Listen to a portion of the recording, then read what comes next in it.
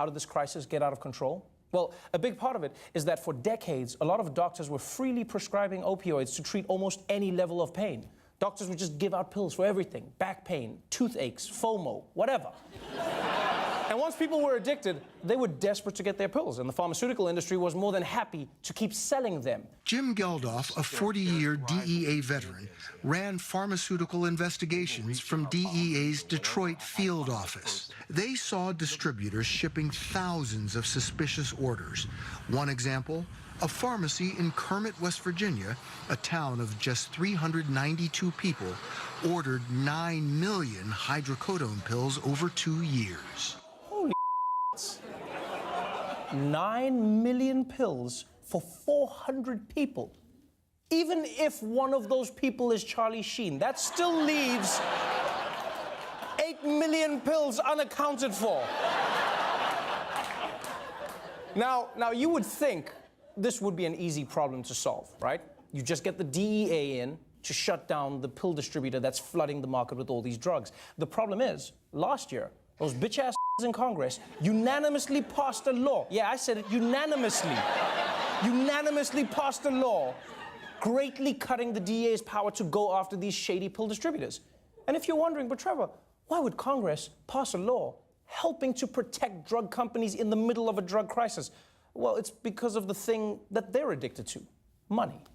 We wanted to find out just how much the pharmaceutical industry spends lobbying members of Congress. Drug makers and their advocacy groups spent close to $250 million last year. That surges to nearly $2.5 billion over the past decade. The industry consistently ranks at the top when it comes to money spent on lobbying. Gun rights lobbying last year totaled about $10.5 million.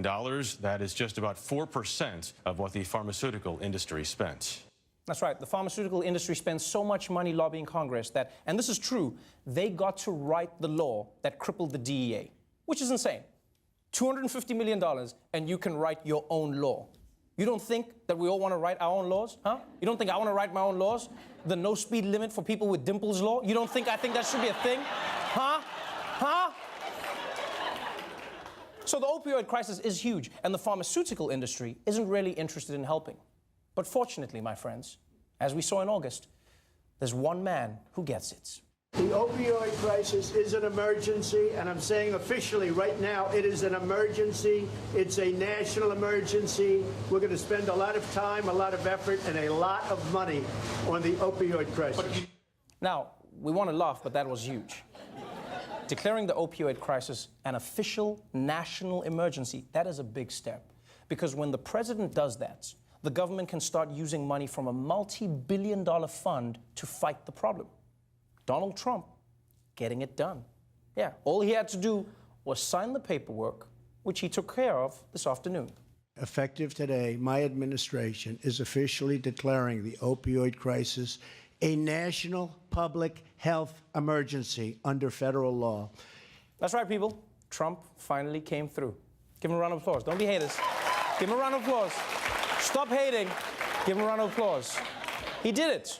He declared the opioid crisis a national public health emergency, which I just realized is not a thing. God damn, he got us again. No, because it's subtle, but they're two different things. There's a national emergency, and there's a public health emergency. It's a small word change, but it makes a big difference. It's like saying 12-inch versus 12-inch. You see, a national emergency means the government would have had access to $23 billion to help fight the opioid epidemic. That's what Trump promised. What Trump actually signed was a public health emergency, which gives the government access to a fund that currently has $57,000 in it. That's a huge difference. Yeah.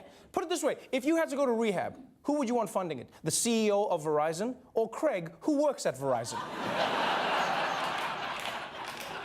Now, you know what? This isn't even one of those days where I'm angry at Trump. I'm disappointed.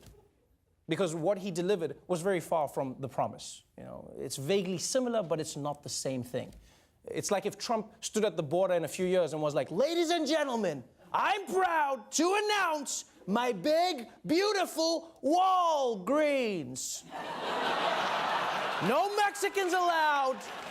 And guess who paid for it? Mexico's neighbor America. The words change everything. So once again, President Trump did not fail to disappoint. But you know what? There's really nothing to worry about because we've already seen that Donald Trump can't handle the drug crisis all by himself. Raise your hands, kids. I promise Donald J. Trump. That I will never take drugs. I don't want to say no alcohol, but take it easy on the alcohol. Right? And you know what else? No cigarettes, right? All right, kids. He's the best American Trump president ever.